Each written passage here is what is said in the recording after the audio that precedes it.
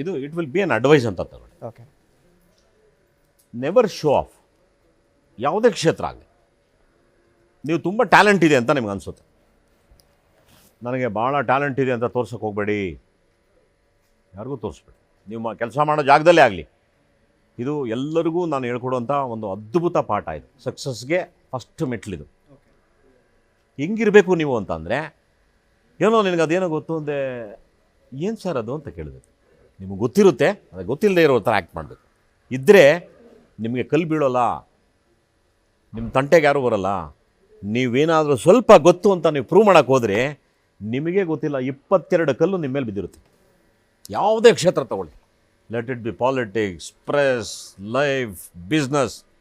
ಅದಕ್ಕೆ ಹೇಳೋದು, ಇದು ನನಗೆ ಯಾರು ಕಲಿಸೋದು ಅಂತ ಕೇಳಿದ್ರೆ ತುಂಬ ಆಶ್ಚರ್ಯ ಪಡ್ತೀನಿ. ಇದು ರಾಜ್ಕುಮಾರ್ ಅವರು ಕಲಿಸಿದ ಪಾಠ.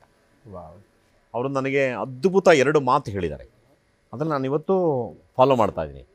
ಮಲಗು, ಆದರೆ ಮಲಗೋ ಥರ ನಾಟಕ ಮಾಡು, ರಿಯಲಾಗಿ ಮಲಗಬೇಡ, ಕಾಲಲ್ಲಿ ಆಡಿಸ್ತಾ ಇರು.